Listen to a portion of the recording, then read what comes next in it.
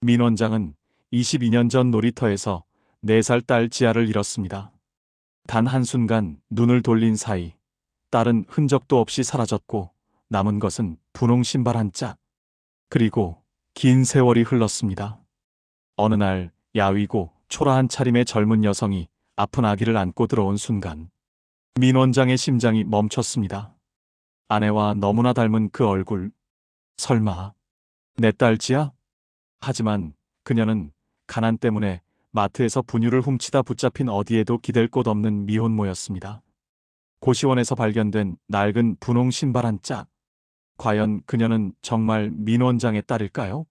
22년 만에 기적 같은 재회. 이제 시작하겠습니다. 이 이야기가 궁금하시다면 구독과 좋아요 부탁드립니다. 여러분의 응원 댓글이 큰 힘이 됩니다. 원장님, 다음 환자입니다. 간호사의 목소리에 진료실 문이 열리고 한 젊은 여성이 아기를 안고 들어왔습니다. 아니, 정확히는 비틀거리며 들어왔다는 표현이 맞을 것 같네요. 20 후반쯤 되어 보이는 그 여성은 너무 야위어서 바람에 날아갈 것만 같았어요. 민 원장은 그녀를 보는 순간 가슴이 철렁 내려앉았습니다. 입고 있는 점퍼는 솜이 다 빠져나가 있었고 신발은 양쪽 뒤꿈치가 모두 닳아서 발 뒤꿈치가 그대로 드러나 있었어요. 하지만 그보다 더 눈에 띄는 것은 그녀의 얼굴이었습니다. 창백하고 수척한 얼굴, 움푹 들어간 눈가, 그리고 입술은 갈라져서 피가 맺혀 있었죠. 아기가 어디가 아픈가요? 민 원장이 물었어요. 여성은 떨리는 목소리로 대답했습니다. 열이 사흘째 안 내려가요. 밥도 안 먹고 계속 처져 있어요. 민 원장은 청진기를 들고 아기에게 다가갔습니다. 생후 7개월쯤 되어 보이는 아기는 축 늘어져 있었어요. 체온을 재니 38도 8, 높은 열이었습니다. 진찰을 하는 동안 민 원장은 계속 이상한 느낌을 받았어요. 이 여성, 어디선가 본 것 같은데? 고개를 숙이고 있어서 얼굴이 다 보이지 않았지만 그 어깨선, 그 손의 모양이 묘하게 익숙했습니다. 민 원장은 고개를 저었어요. 매일 수십 명의 환자를 보는데 착각이겠지. 아기가 폐렴 초기 증세가 있어요. 당장 입원해서 치료받아야 합니다. 민 원장이 말하자 여성의 얼굴이 더 창백해졌습니다. 입원은 안 돼요. 그냥 약만 주세요. 목소리가 떨렸어요. 약만으로는 안 됩니다. 아기 상태가 심각해요. 늦으면 큰일 날 수 있어요. 여성은 그 말을 듣고 고개를 떨구었습니다. 어깨가 작게 떨리기 시작했어요. 민 원장은 그제야 뭔가 잘못되었다는 것을 알아챘습니다. 혹시 비용 때문에 그러시는 건가요? 그 여성은 대답 대신 눈물만 흘렸습니다. 간호사가 재빨리 휴지를 건네주었어요. 민 원장은 깊은 한숨을 쉬었습니다. 가난 때문에 아이가 제때 치료받지 못하는 또 이런 경우구나. 일단 입원부터 하세요. 비용 문제는 나중에 상담해 보면 됩니다. 지원받을 수 있는 제도들이 있으니까요. 정말 괜찮을까요? 여성이 갑자기 환한 미소를 머금고 고개를 들어 민 원장을 쳐다봤습니다. 그 순간 민 원장의 심장이 멈추는 것 같았어요. 얼굴이 완전히 보인 순간이었습니다. 이 얼굴은 민 원장은 숨을 들이쉴 수조차 없었습니다. 그 눈매, 그 콧날, 무엇보다 눈물을 참으며 입술을 꾹 깨무는 그 표정. 민 원장의 머릿속이 하얗게 변했어요. 아내 수진이 젊었을 때의 모습이 눈앞에 펼쳐졌습니다. 첫 유산 후 병원 침대에 누워 울던 모습, 그리고 무엇보다 딸 지아를 잃고 난 후 매일 밤 지었던 그 표정과 똑같았어요. 민 원장의 손이 떨리기 시작했습니다. 청진기를 든 손이 흔들려서 바닥에 떨어뜨릴 뻔했죠. 심장이 미친 듯이 뛰기 시작했고 목구멍이 바짝 말랐습니다. 설마 그럴 리 없어. 그냥 닮았을 뿐이야. 하지만 그의 시선은 여전히 그녀의 얼굴에서 떨어지지 않았습니다. 갑자기 22년 전의 기억이 쏟아져 들어왔습니다. 놀이터에서 그네를 타던 4살지아. 분홍색 원피스를 입고 환하게 웃던 모습. 아빠, 나 혼자서도 높이 탈 수 있어. 라며 작은 그네에 앉던 딸을 보고 뒤돌아서 통화를 하고 보니 사라진 딸. 지아야, 어디 있어? 놀이터를 미친 듯이 뛰어다니던 자신의 목소리. 실감나지 않았던 그날의 충격. 경찰서에서 받은 전화. 원장님, 따님의 신발 한 짝을 발견했습니다. 하지만 그것이 마지막이었죠. 그 후로 어떤 단서도 나오지 않았습니다. 22년이 흘렀습니다. 민 원장은 그동안 단 하루도 딸을 잊은 적이 없었어요. 매일 밤 잠들기 전 지아가 지금 어디선가 살아있기를, 건강하기를 빌었습니다. 원장님? 간호사의 목소리에 민 원장은 정신을 차렸습니다. 아, 네. 일단 입원 수속부터 하세요. 제가 직접 아기를 봐드리겠습니다. 목소리가 떨렸어요.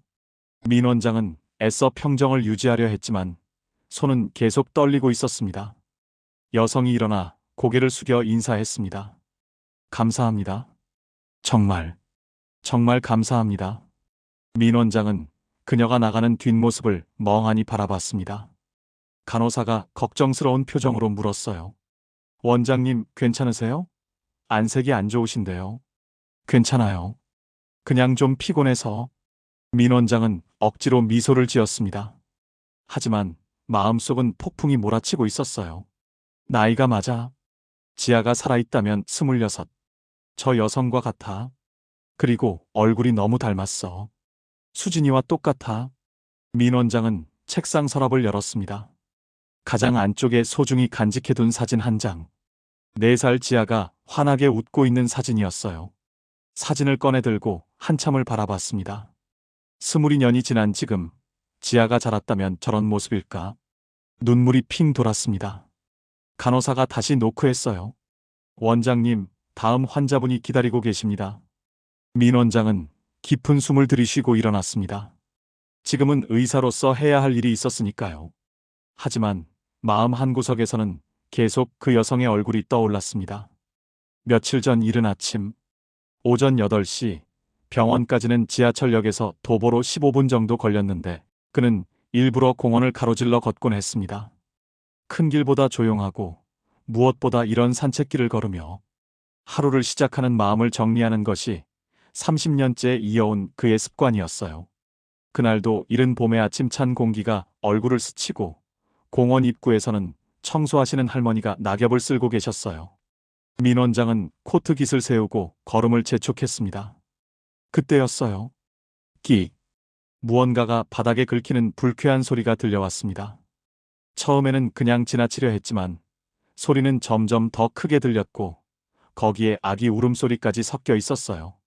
민 원장은 발걸음을 멈추고 소리가 나는 쪽을 돌아봤습니다. 벤치 근처에서 한 여자가 유모차를 밀고 있었어요. 아니, 정확히는 끌다시피 하고 있었습니다.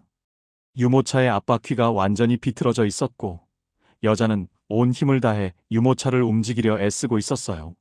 계단이 있는 곳에 이르면 유모차는 꼼짝도 하지 않았고 바퀴는 헛돌며 끼익 소리만 냈습니다. 여자는 회색 모자를 깊게 눌러 쓰고 있었는데 그 밑으로 삐져나온 머리카락이 헝클어져 있었어요. 입고 있는 낡은 점퍼는 소매 부분에 실밥이 여기저기 튀어나와 있었고 등 쪽은 해져서 안감이 살짝 보이기도 했죠. 더 눈길을 끈 것은 그녀의 손이었습니다. 유모차 손잡이를 꽉 쥔 그 손등에는 동상 자국이 선명했어요. 붉게 부어오른 손가락들이 추위에 얼마나 고생했는지를 말해주고 있었습니다. 민 원장은 유모차 뒤쪽으로 가서 손잡이를 잡았습니다. 그리고는 살짝 들어올려 앞쪽 바퀴가 계단을 넘을 수 있도록 도왔어요. 이렇게 하시면 될 것 같은데요. 민 원장이 유모차를 놓으며 말했습니다. 여자는 잠시 멈춰서서 고개를 더 깊이 숙였어요. 그리고는 떨리는 목소리로 겨우 한마디를 했습니다. 감사합니다. 그 목소리에는 감사함보다는 두려움이 더 많이 묻어 있었어요. 마치 누군가에게 쫓기는 사람처럼 혹은 세상 모든 것이 무서운 사람처럼 들렸죠. 민 원장은 유모차 안의 아기를 슬쩍 봤습니다. 담요에 꽁꽁 쌓여 있어서 얼굴은 잘 보이지 않았지만 기운이 없어 보였어요. 의사의 본능이 작동했습니다. 아기가 괜찮습니까? 많이 아픈 것 같은데요. 민 원장이 걱정스러운 마음에 한 걸음 더 다가가며 물었지만 여자는 갑자기 유모차 손잡이를 꽉 잡고 뒤로 물러섰습니다. 모자챙 아래로 그녀의 얼굴은 전혀 보이지 않았지만 온몸이 경직된 것이 느껴졌어요. 괜찮아요. 정말 괜찮습니다. 여자는 다급히 말하고는 유모차를 급하게 밀기 시작했습니다. 여전히 바퀴는 제대로 굴러가지 않아 질질 끌렸지만 그녀는 아랑곳하지 않고 빠르게 걸어갔어요. 마치 민 원장에게서, 아니 모든 사람에게서 도망치듯이 말이죠. 일주일쯤 지났을까요?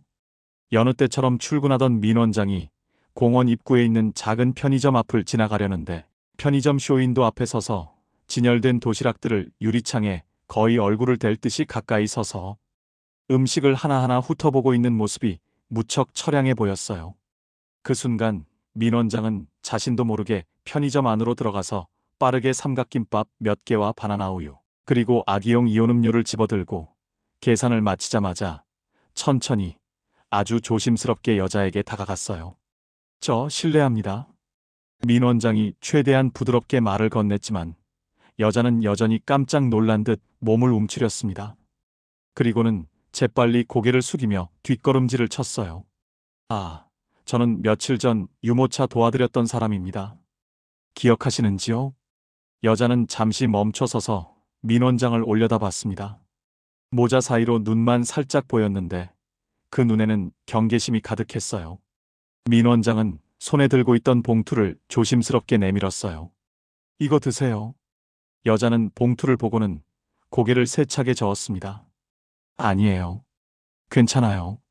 정말 괜찮습니다. 그래도 받으세요. 아침은 드셔야죠. 민 원장이 한 발 더 다가가며 봉투를 내밀자 여자는 망설이다가 천천히 손을 뻗었습니다. 봉투를 받는 순간 그녀의 눈가가 촉촉해지는 것이 보였어요. 정말 감사합니다. 정말로. 목소리가 떨렸고 어깨가 가늘게 흔들렸습니다.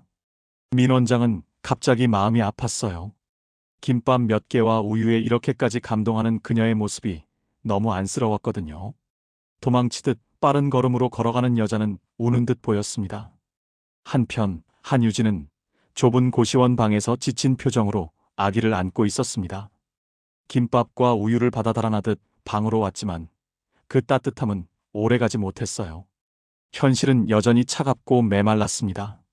창문 틈으로 들어오는 찬바람이 얇은 이불 하나로는 막을 수 없을 정도로 매서웠죠. 유진은 분유통을 들어 흔들어 봤습니다. 달그락거리는 소리조차 나지 않았어요. 완전히 비어 있었죠. 기저귀 봉지를 열어보니 딱 2장만 남아 있었습니다. 현우야, 조금만 참아. 7개월 된 아기 현우는 엄마의 품에서 힘없이 기대어 있었어요. 평소라면 배고프다고 크게 울었을 텐데 지금은 그럴 힘조차 없는 것 같았습니다. 가늘게 칭얼거리는 소리만 간간히 들릴 뿐이었죠. 유진은 떨리는 손으로 휴대전화를 들었습니다. 연락처를 열어보니 고작 4개의 번호만 저장되어 있었어요. 동사무소, 병원, 자신이 자랐던 고아원, 그리고 현우 아빠인 전 남자친구의 번호.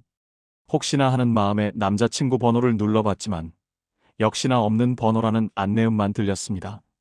아기를 가졌다고 했을 때 책임질 수 없다며 사라진 그는 번호까지 바꿔버렸죠. 나 진짜 혼자구나. 유진의 입에서 저절로 한숨 섞인 말이 새어나왔습니다. 아이의 이마를 만져보니 열이 펄펄 끓고 있었습니다. 어머, 현우야. 왜 이렇게 뜨거워? 유진은 당황한 마음에 젖은 수건으로 현우의 이마를 닦아줬습니다. 하지만 열은 쉽게 내리지 않았어요. 해열제라도 먹여야 하는데 약도 떨어진 지 오래였죠. 엄마가 어떻게든 할게. 걱정하지 마, 응? 유진은 현우를 꼭 안으며 속삭였지만 정작 본인도 그 어떻게든이 뭔지 알 수 없었습니다. 창밖으로 어둠이 내려앉기 시작했습니다. 현우는 이제 울음소리조차 내지 않고 축 늘어져 있었어요. 가끔 끙끙거리는 소리만 낼 뿐. 유진은 벽장에서 낡은 포대기를 꺼내어 아기를 등에 업으며 스스로에게 말했습니다. 오늘만 넘기자. 내일은 어떻게든 방법을 찾을 거야. 하지만 그것은 스스로를 속이는 말이었어요. 내일이 된다고 해서 달라질 것은 없었죠. 어디서 구해야 할까? 누구에게 도움을 청해야 할까? 하지만 떠오르는 사람은 아무도 없었습니다. 마트, 대형 마트라면 갑자기 한 가지 생각이 떠올랐습니다. 끔찍한 생각이었지만 지금으로서는 그것밖에 없었어요. 대형마트의 불빛이 저 멀리 보이기 시작했습니다. 유진의 심장이 빠르게 뛰기 시작했어요. 무서웠지만 돌아갈 수는 없었습니다. 현우야, 조금만 참아. 유진은 등에 업힌 아기를 토닥이며 마트로 향했습니다. 운명의 그 순간이 점점 가까워지고 있었죠. 마트 자동문이 열리는 순간 유진은 깊은 숨을 들이쉬었습니다. 따뜻한 공기가 얼굴을 감싸자 오히려 몸이 더 떨렸어요. 밝은 형광등 불빛이 눈을 찔렀고 사람들의 웅성거리는 소리가 귓가를 맴돌았습니다. 등에 업힌 현우가 꿈틀거렸지만 다행히 잠들어 있는 것 같았죠. 카트를 하나 뽑아서 밀기 시작했습니다. 바퀴 소리가 유난히 크게 들렸어요. 마치 모든 사람이 자신을 쳐다보는 것 같은 착각이 들었죠. 침착하자. 그냥 필요한 것만 가져가면 돼. 유진은 스스로를 다독이며 유아용품 코너로 향했습니다. 카트를 밀면서 유진의 마음속에서는 양심과 두려움이 격렬하게 싸우고 있었습니다. 이건 도둑질이야. 범죄라고. 하지만 현우가 죽을 것 같아. 어떻게 해야 해? 다른 방법이 있을 거야. 꼭 이렇게까지. 심장이 요동치고 마구 떨리는 손으로 준비해온 낡은 천가방을 펼쳤습니다. 구석 시식 코너에 몸을 움츠리고 누가 볼까봐 주변을 두리번거리며 재빨리 분유, 두통과 기저귀를 쓸어 담았어요. 이제 나가기만 하면 돼. 제발. 유진은 태연한 척하려 애쓰며 계산대를 지나쳤습니다. 입이 바싹바싹 마르고 다리가 후들 걸렸죠. 출구가 보였습니다. 가방을 품에 꼭 안고 출구 쪽으로 걸어갔어요. 심장이 미친 듯이 뛰기 시작했습니다. 쿵쿵거리는 소리가 너무 커서 주변 사람들도 들을 수 있을 것 같았죠. 조금만 더. 자동문 센서에 불이 들어오며 문이 열리기 시작했어요. 살았다 싶은 바로 그 순간이었습니다. 거기 손님. 굵은 목소리가 등 뒤에서 들렸어요. 유진은 본능적으로 걸음을 멈췄습니다. 아니, 멈출 수밖에 없었죠. 누군가 팔을 꽉 붙잡았으니까요. 손님, 이거 계산하셔야죠. 보안 요원이었습니다. 체구가 큰 남자 보안 요원이 유진의 팔을 붙잡고 있었어요. 그의 눈빛은 날카로웠고 표정은 굳어 있었죠. 유진은 순간 온몸에서 피가 빠져나가는 것을 느꼈습니다. 얼굴이 하얗게 질렸고 입술이 파르르 떨렸어요. 아기가. 말이 제대로 나오지 않았습니다. 목이 막힌 것처럼 답답했고 눈앞이 컴컴했어요. 보안실에 들어가자 여러 대의 모니터 화면이 보였습니다. 그중 하나에는 유진이 분유를 가방에 넣는 모습이 선명하게 찍혀 있었어요. 변명의 여지가 없었죠. 이름이 뭐예요? 한유진입니다. 나이는 26이에요. 보안 요원이 서류에 뭔가를 적기 시작했습니다. 유진은 그 순간 무릎이 꺾였어요. 그대로 바닥에 주저앉으며 보안 요원의 바지를 붙잡았습니다. 제발 한 번만 봐주세요. 아기가 아파요. 분유도 떨어지고 열도 나고. 정말 죄송해요. 한 번만. 눈물이 볼을 타고 흘러내렸습니다. 그저 필사적으로 매달릴 뿐이었죠. 안타까워도 규정은 규정입니다.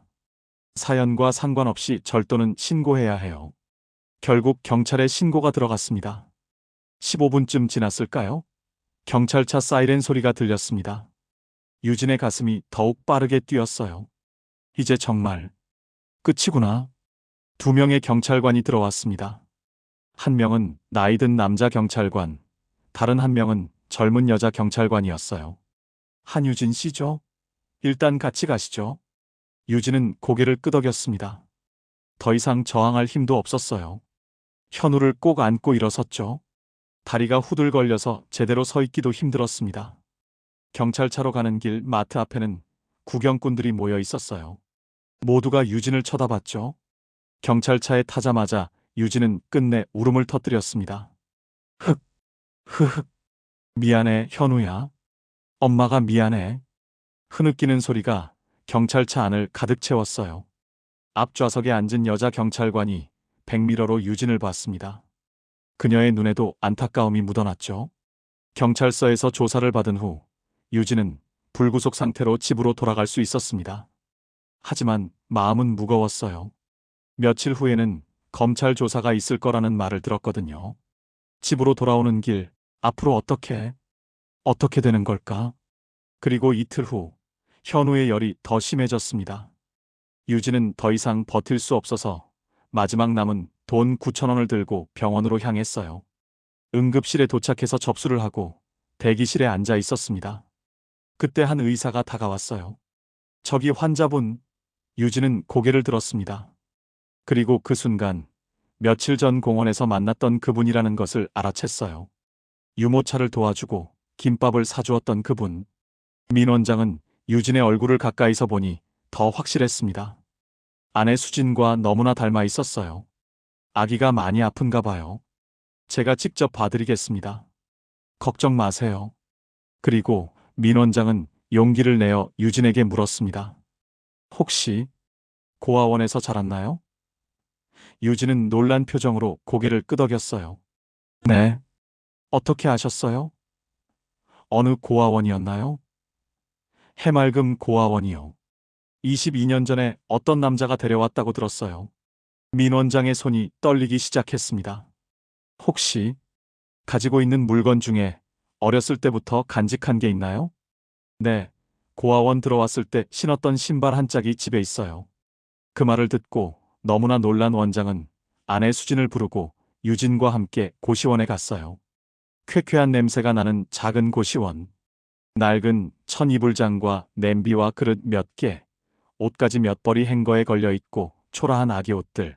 유진이 이불장의 자크를 열고 뒤적이더니 작은 천주머니를 꺼내어 보이며 이게 발견되었을 때 제가 신고 있던 거래요. 천주머니를 풀자 작은 분홍색 운동화 한 짝. 민 원장은 그 신발을 보는 순간 눈물이 쏟아졌어요. 지아가 실종되던 날 신고 있던 바로 그 신발. 지아야. 수지는 신발을 낚아채며 가슴에 안고 울부짖었습니다. 그리고 유진을 안으며 지아, 우리 딸. 유진은 놀라서 민 원장을 봤어요. 네, 지아가. 누구예요? 너야. 넌 우리 딸이야. 민 원장은 떨리는 손으로 유진의 손을 잡았습니다. 22년 전 놀이터에서 잃어버린 우리 딸. 너의 원래 이름은 민지아야. 그날 이후 DNA 검사가 진행되었습니다. 그리고 일주일 후 결과 99.99% 일치. 유진은 정말로 민 원장의 딸이었습니다. 미안해. 정말 미안해. 아빠가 너를 지키지 못했어. 민 원장의 목소리는 떨렸습니다. 엄마도 미안해. 우리 딸. 수진도 유진을 안고 울었어요. 유진은 그들의 품에서 평생 느껴보지 못한 따뜻함을 느꼈습니다. 그리고 다음 날 유진과 현우는 민 원장의 집으로 이사했습니다. 넓고 따뜻한 방, 포근한 침대, 그리고 무엇보다 사랑하는 가족. 현우는 할아버지 할머니의 사랑을 듬뿍 받으며 건강하게 자랐어요. 유진도 천천히 상처를 치유해 갔습니다. 식탁에 둘러앉은 네 식구. 민 원장은 손주를 안고 웃었고 수지는 딸에게 밥을 떠주며 행복해했어요. 유진은 이 모든 것이 꿈만 같았습니다. 고맙습니다. 찾아주셔서. 우리가 고마워. 우리에게 돌아와줘서. 22년 동안 끊어졌던 시간이 지금 이 순간 조용히 완벽하게 이어졌습니다. 가족이라는 이름으로, 사랑이라는 이름으로.